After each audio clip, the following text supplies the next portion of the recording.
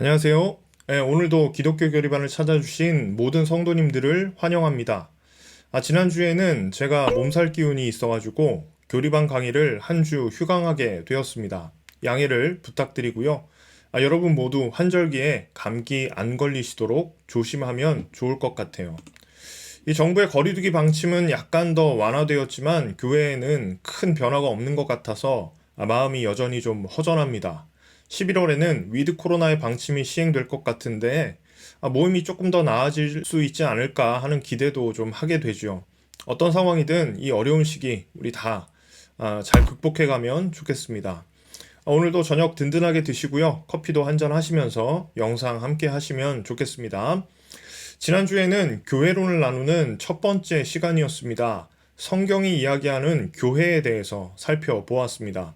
과연 교회란 어떤 공동체일까요? 먼저 그 정의를 간단하게 복습해 보겠습니다.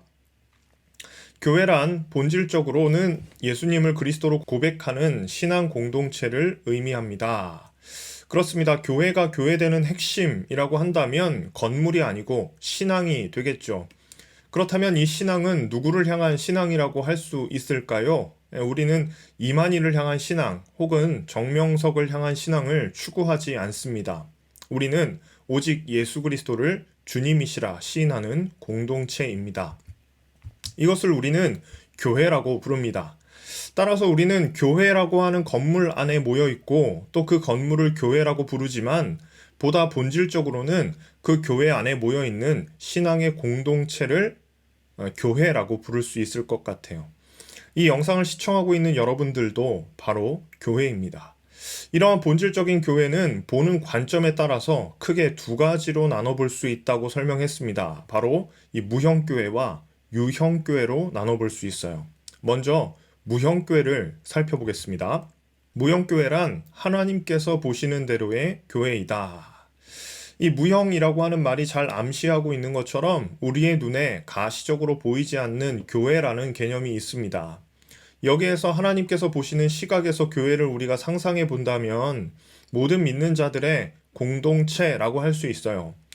이 개념에서 우리는 예수님을 믿고 죽어 천국에 가 있는 우리의 형제와 자매들, 또 지상에 현존하고 있는 모든 교회에서 진실한 믿음으로 천국에서 다시 만나게 될 형제와 자매들의 공동체를 상상할 수 있습니다. 아직 오지 않았지만 이 미래적으로 종말에 완전히 완성될 그 하나님의 나라를 또한 우리는 무형교회라고 부르겠죠. 사도신경에서 고백하는 거룩한 공회라고 하는 개념이 바로 이 무형교회를 잘 표현하는 것이기도 합니다. 그런가 하면 두 번째는 유형교회입니다. 유형교회란 지상에 있는 그리스도인들이 보는 대로의 교회이다. 이 유형교회는 아까 살펴본 무형교회와는 다르게요. 이 지구상에 존재하는 실제하는 교회를 가리킵니다. 유형교회에는 아직 거듭나지 않는 자들이 다소 포함되어 있기 때문에 약간은 불완전한 교회라고도 볼 수 있습니다. 그렇다고 해서 우리가 이 유형교회를 바라보면서 어떤 영혼을 판단하거나 심판하는 일은 삼가해야 하겠죠. 우리의 지식, 우리의 통찰력으로는 한 사람의 단면을 정확하게 보는 것도 어렵기 때문입니다. 따라서 우리는 교회에 나오는 모든 성도들을 거룩한 성도로 이해하고 합당하게 대우할 필요가 있겠습니다. 다음으로 우리가 지난주에 살펴본 것은 여러 가지 교회의 이미지들을 좀 살펴보았습니다. 크게 5가지로 함께 살펴봤는데요. 그리스도의 몸, 그리스도의 신부, 하나님의 집, 하나님의 나라, 하나님의 양떼라고 하는 이미지로 저희가 함께 살펴봤습니다. 가장 먼저 그리스도의 몸이라고 하는 것은 교회 공동체와 예수 그리스도와의 상호적 관계성을 잘 표현한 그런 이미지라고 할 수 있어요. 성경은 단순히 몸의 지체라고만 표현하지 않고요. 교회의 머리를 그리스도시다라고 표현하는데요. 여기서 교회의 머리 되신 예수님은 교회를 친히 다스리는 분으로 묘사되고 있습니다. 둘째로 그리스도의 신부라고 하는 표현 속에서 우리는 언약적 책임을 느끼게 됩니다. 물론 이 은유적 표현은 하나님의 헌신과 사랑을 나타내기도 하지만 교회가 지켜가야 할 순결과 헌신에 대해서도 잘 묘사한다는 특징이 있습니다. 셋째로 하나님의 집이라는 표현이 있죠. 하나님의 집이라는 표현은 결국 구약의 성소적 개념으로 볼 수 있습니다. 크신 하나님께서 거하시는 장소를 우리는 성소 혹은 성전, 성막 이렇게 부르는데요. 구약 시대에 하나님의 임재가 가장 강렬하게 나타났던 성막과 성전 대신에 이제 예수님을 믿는 공동체 안에 거주하신다라고 하는 것을 나타내는 그런 개념입니다. 예수님을 믿는 모든 사람들 안에 내주하시며 교통하시는 성령님을 통해 우리는 그 실제를 마주하게 되는 거지요. 넷째로 교회는 하나님의 나라라고 하는 이미지를 가지고 있습니다. 물론 이 교회가 하나님의 나라다라고 하는 등식은 성립하지 않아요. 하나님의 나라가 훨씬 더 큰 개념이기 때문입니다. 그러나 교회가 교회된 사명을 잘 감당할 때 이 믿는 사람들을 비롯해서 모든 믿지 않는 사람들은 하나님의 나라의 역사를 보게 될 것이라고 성경은 이야기합니다. 따라서 교회는 하나님의 나라 안에 속한 동시에 하나님의 나라의 능력과 특성을 보여줄 수 있는 곳이라고 볼 수 있습니다. 다섯째, 교회는 하나님의 양떼입니다. 교회가 양떼라고 한다면 하나님은 우리의 목자가 되어 주시겠죠. 그런 의미에서 하나님과 교회의 관계는 목자와 양의 관계로 이해할 수 있겠습니다. 우리는 모두 양을 위해서 목숨을 버릴 수 있는 책임과 사랑 가운데서 대속을 받은 존재들입니다. 이것이야말로 이 하나님의 사랑을 가장 완전하게 나타내주는 표지가 아닐까요? 바로 이 예수님과 사랑의 관계 가운데 머물러 있는 공동체, 바로 교회라고 할 수 있겠습니다. 지난주에는 이상의 5가지 이미지들에 대해서 함께 살펴봤습니다. 오늘은 교회론을 다루는 두 번째 시간인데요. 교회의 기능에 대해서 함께 살펴보려고 해요. 지난주에 함께 나누었던 부분이 교회의 정체성에 대한 이야기였다면 오늘은 교회가 하는 일이 무엇인가에 대해서 좀 살펴보려고 합니다. 우리가 교회를 다니면서 살펴보면 교회가 하는 일이 사실 굉장히 많기 때문에 좀 헷갈릴 수 있을 것 같아요. 교회는 저와 같은 목회자들만 일하는 곳이 아니고 많은 직분자들이 각자의 위치에서 다양한 일들을 감당하게 됩니다. 그 일들을 통해서 교회라고 하는 공동체가 움직이게 되죠. 그런데 만일 우리가 그저 움직이는 것에만 의미를 둔다면 일반적인 기업과 크게 다른 점이 없을 거예요. 따라서 우리는 교회가 가지고 있는 본질적인 사역이 무엇인지를 먼저 살펴봐야겠습니다. 교회의 본질적인 목적에 대해서 우리는 먼저 대계명과 대사명으로부터 결론을 좀 내려보겠습니다. 먼저 대계명입니다. 대계명은 마태복음 22장 37절부터 40절까지의 말씀을 통해서 볼 수 있습니다. 제가 읽어보겠습니다. 예수께서 이르시되 내 마음을 다하고 목숨을 다하고 뜻을 다하여 주 너의 하나님을 사랑하라 하셨으니 이것이 크고 첫째 되는 계명이요 둘째도 그와 같으니 내 이웃을 내 자신같이 사랑하라 하셨으니 이 두 계명이 온 율법과 선지자의 강령이니라. 아멘. 우리는 방금 읽은 이 마태복음의 말씀을 통해서 예수님께서 우리에게 명령하신 계명의 핵심을 마주하게 됩니다. 우리는 그 무엇보다도 하나님을 사랑해야 합니다. 그리고 그와 동일한 마음으로 우리의 이웃을 사랑해야 합니다. 이것이 교회가 존재해야 하는 본질적인 목적이라고 할 수 있겠습니다. 이 말을 바꿔 설명하면 하나님을 사랑하지 못하거나 이웃을 사랑하지 않는 교회는 교회로서의 존재 가치를 잃어버리게 된다는 것이기도 하겠죠. 그러한 교회는 소금이 맛을 잃어버리거나 등불을 켜서 등경 아래쪽에 두는 것과 크게 다르지 않겠습니다. 둘째로 우리는 대사명에서 우리의 존재 목적을 발견하게 됩니다. 대사명의 말씀은 또한 마태복음 28장인데요. 제가 한번 읽어보겠습니다.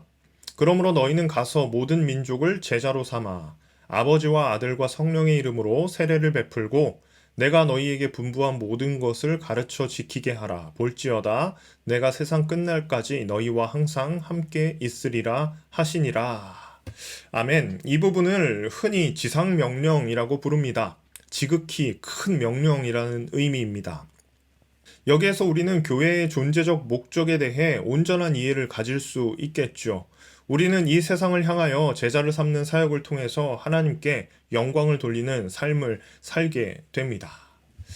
이상의 내용들을 통해서 정리해 본다면 교회의 존재 목적은 하나님을 사랑하는 것, 또한 이웃을 사랑하는 것, 더 나아가서는 제자를 삼는 것, 이렇게 요약된다고 할 수 있겠습니다. 물론 이러한 사역들을 더 세분화해서 가지처럼 늘어뜨릴 수는 있지만 대체로 이 세 가지의 사역 안에 모두 포함되는 개념이라고 볼 수 있을 것 같아요. 그렇다면 교회는 어떤 방식들로 이 목적들을 이루어 갈까요? 오늘은 이 목적들을 이루어가는 방식들 4가지를 함께 나누고 마치려고 합니다. 그 첫 번째, 바로 예배입니다. 예배는 하나님을 영화롭게 하고자 하는 교회의 목적을 수행하는 가장 분명한 방법이다. 아까도 설명했지만 교회가 나가야 할 목적 중에서 가장 대표적인 것을 하나만 꼽으라고 한다면 바로 하나님을 사랑하는 것이라고 할 수 있습니다. 하나님에 대한 교회의 사랑을 가장 적절하게 표현할 수 있는 방식, 바로 예배라고 할 수 있겠죠. 우리는 예배를 통해서 하나님으로부터 무엇인가를 얻어내기를 기대할 수 있습니다. 그리고 예배를 통해 우리는 실제로 하나님의 깊은 은혜를 경험하게 되는 것도 사실이죠. 그러나 예배에 참여하는 올바른 마음이라고 하는 것은 우리가 교회로서 하나님께 어떤 영광을 올려드릴 수 있는가? 이것을 먼저 생각해야만 합니다. 에베소서의 말씀을 하나 읽어보겠습니다. 이는 우리가 그리스도 안에서 전부터 바라던 그의 영광의 찬송이 되게 하려 하심이라. 바울은 에베소서에서 교회된 우리가 영광의 찬송이 되기 위한 목적을 가지고 있음을 분명하게 선포하고 있어요. 이어지는 골로새서의 말씀도 읽어보겠습니다.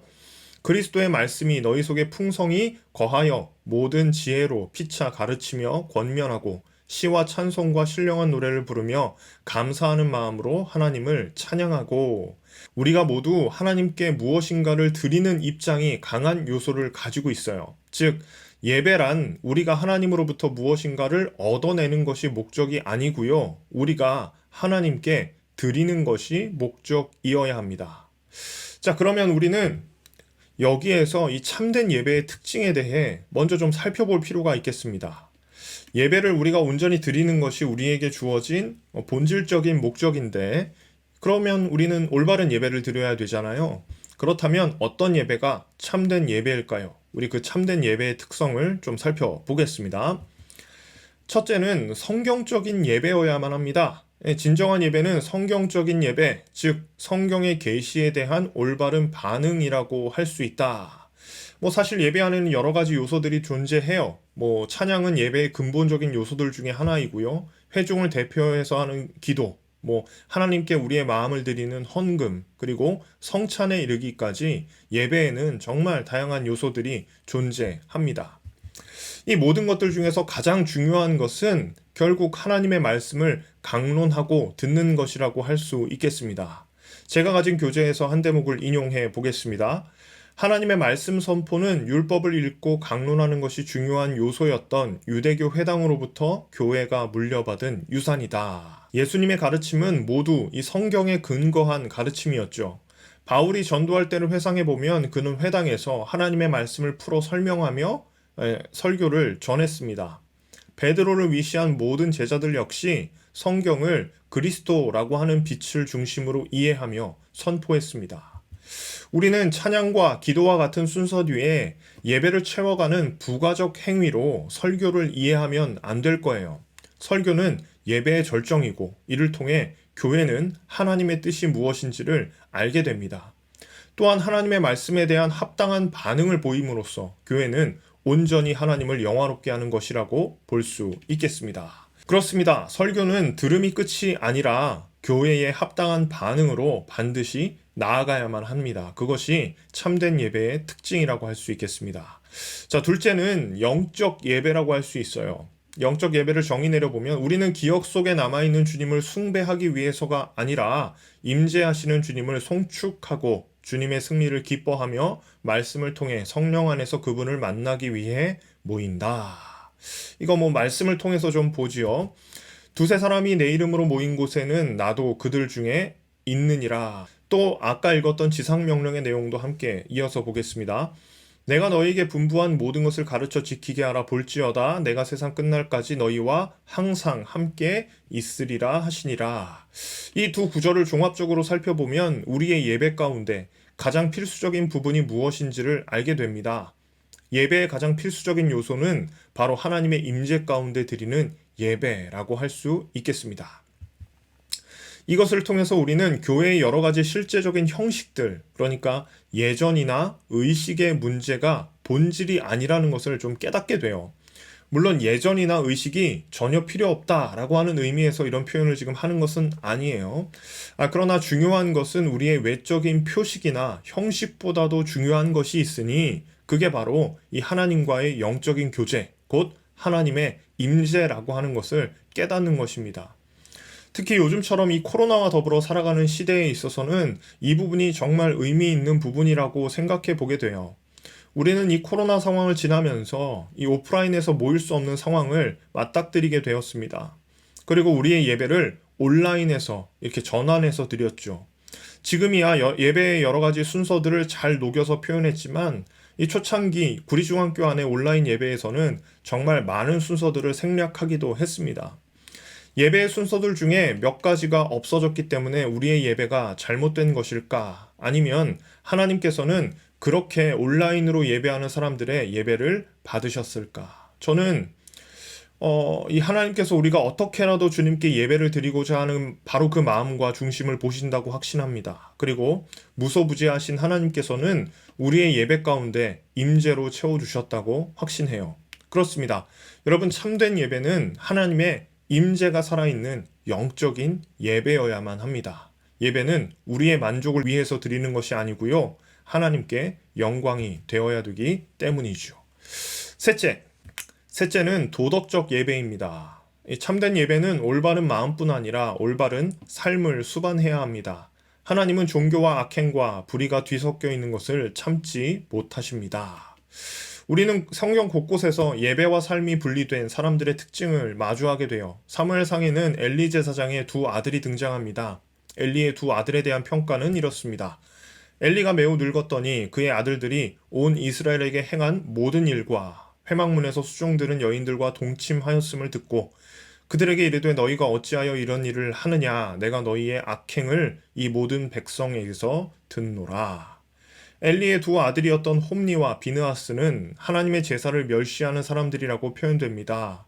제사장의 중요한 임무는 제사를 잘 집례하는 것이었겠지만 그들은 하나님 앞에서 완전히 실패한 제사를 보여주고 있습니다.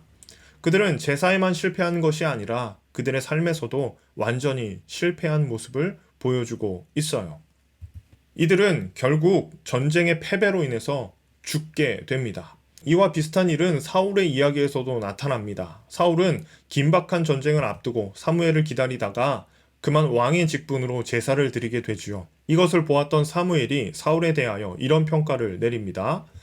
사무엘이 이르되 여호와께서 번제와 다른 제사를 그의 목소리를 청종하는 것을 좋아하심같이 좋아하시겠나이까. 순종이 제사보다 낫고 듣는 것이 순양의 기름보다 나으니.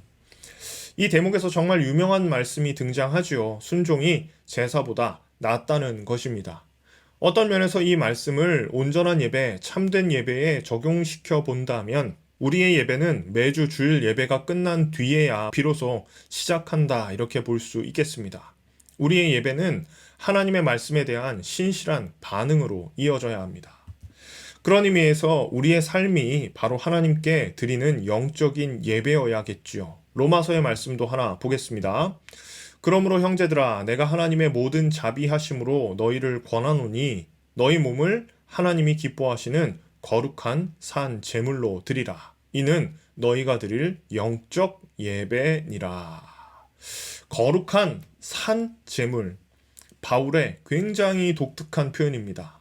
여러분, 제물이 살아있으면 안 되죠. 제물은 죽어야 마땅한 겁니다. 그런데 바울은 살아있는 제물로서 자신을 드릴 것을 명령합니다.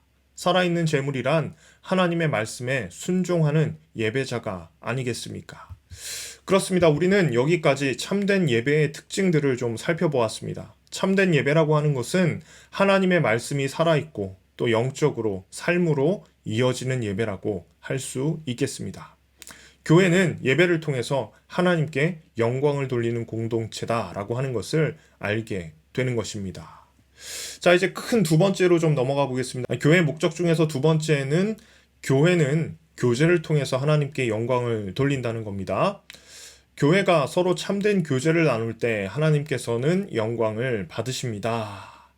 헬라어로 교제를 뜻하는 단어 코이노니아는 어떤 것에 함께 참여한다 라고 하는 의미를 가집니다. 어떤 것을 함께 한다라고 하는 것은 비단 교회만의 전유물은 아닙니다. 다른 공동체에서도 얼마든지 교제를 누릴 수 있기 때문이죠. 그러나 모든 교제가 이 하나님의 영광의 도구가 되는 것은 아닐 거예요. 우리 하나님의 말씀을 좀 찾아보겠습니다. 로마서 말씀입니다. 그러므로 그리스도께서 우리를 받아 하나님께 영광을 돌리심과 같이 너희도 서로 받으라. 바울은 교회가 서로 간에 참된 교제를 누리게 된다면 그것을 통해 하나님께 영광이 될 것을 분명하게 선언하고 있습니다. 이어서 요한 1서의 말씀도 함께 보겠습니다. 우리가 보고 들은 바를 너희에게도 전함은 너희로 우리와 사귐이 있게 하려 함이니 우리의 사귐은 아버지와 그의 아들 예수 그리스도와 더불어 누림이라. 그가 빛 가운데 계신 것 같이 우리도 빛 가운데 행하면 우리가 서로 사귐이 있고 그 아들 예수의 피가 우리를 모든 죄에서 깨끗하게 하실 것이요.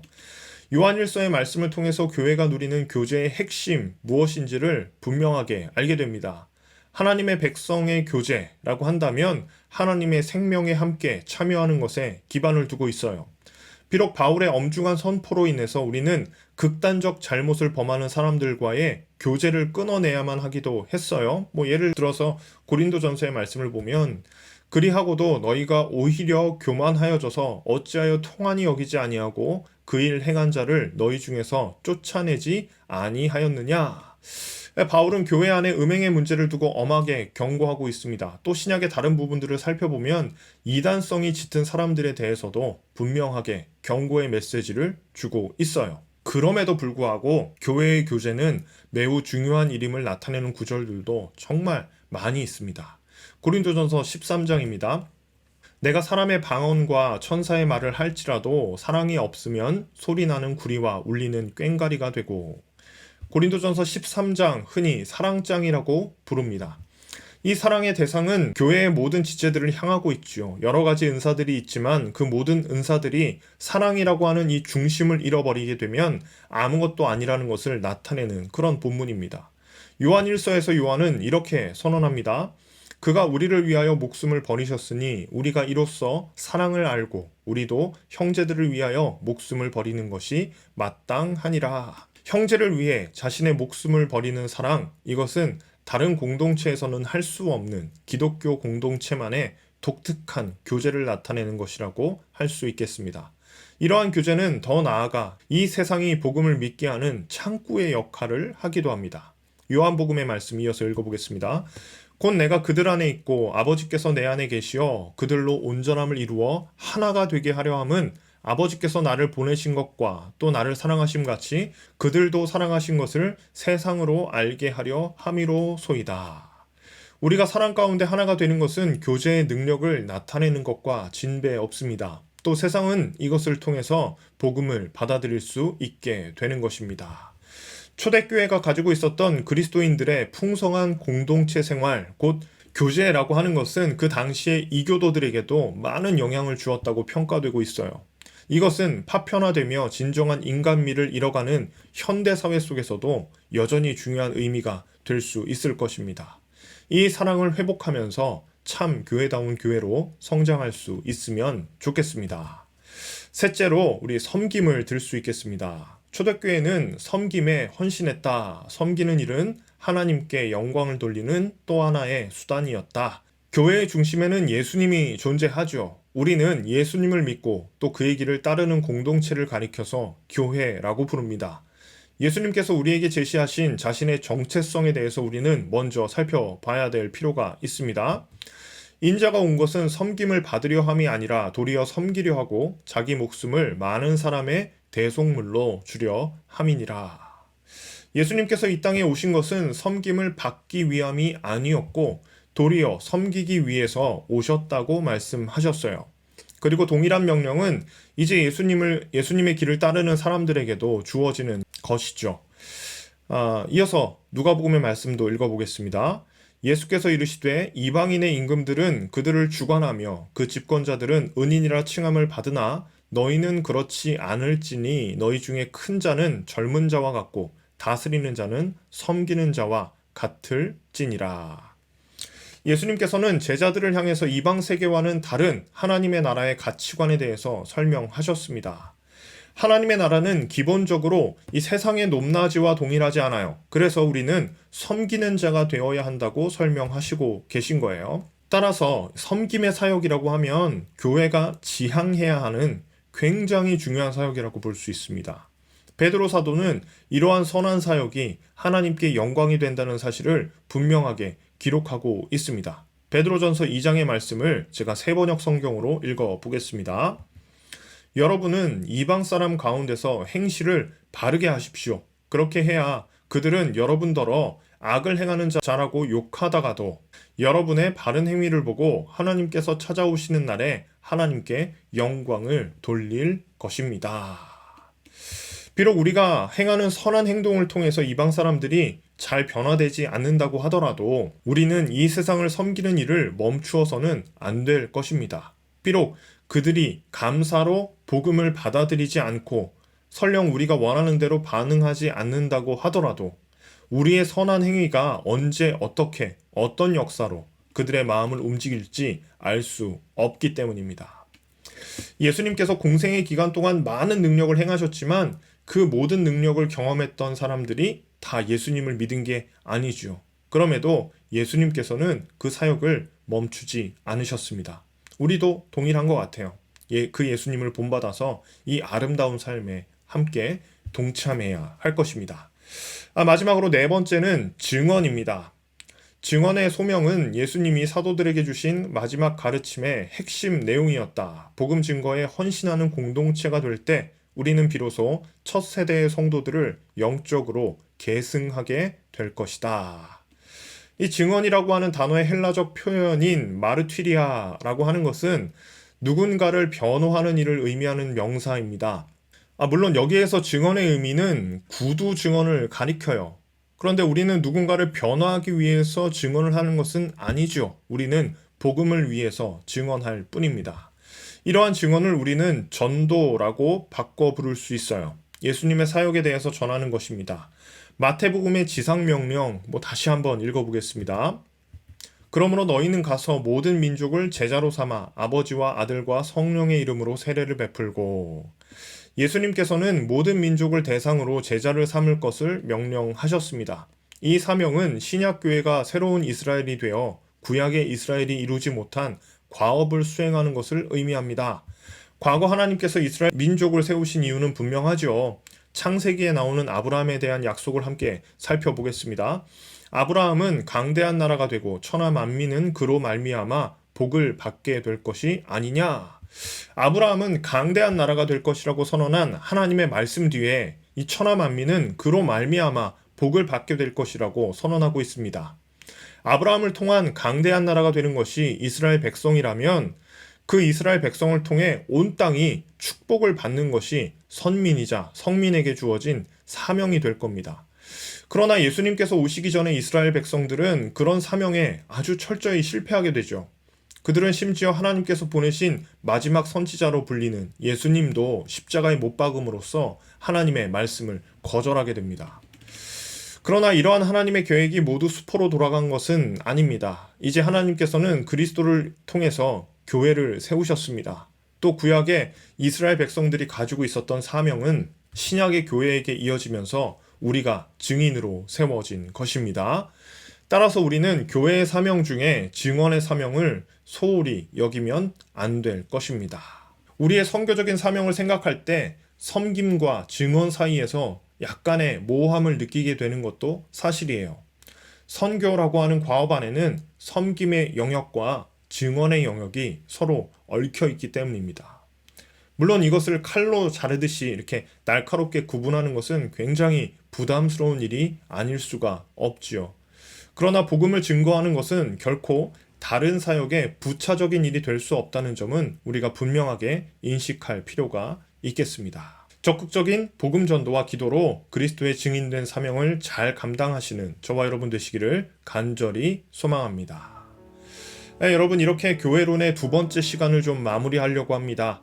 교회가 가진 목적을 이루는 방식에 대해서 크게 네 가지로 살펴보았습니다. 교회는 예배, 교제, 섬김, 증언을 통해서 이 교회된 사명을 이루어가게 됩니다. 이것들 중에서 가장 중요한 것은 무엇일까요? 우리는 이 모든 사명들이 하나님께서 우리에게 주신 것으로 받아들여야만 합니다. 이것들 중에서 더 중요하거나 덜 중요한 것은 없어요. 이 모든 것이 교회된 우리가 온전히 감당해야 하는 그런 사명이 될 것입니다. 따라서 우리는 이 네 가지의 방향성들을 균일하게 가져가는 지혜가 필요하다고 할 수 있겠습니다. 오늘은 여기까지 하겠습니다. 이제 점점 추워지는 날씨 속에서 건강관리 잘 하시기를 바라고요. 우리는 또 다음 주에 건강한 모습으로 만나겠습니다. 시청해주셔서 감사합니다.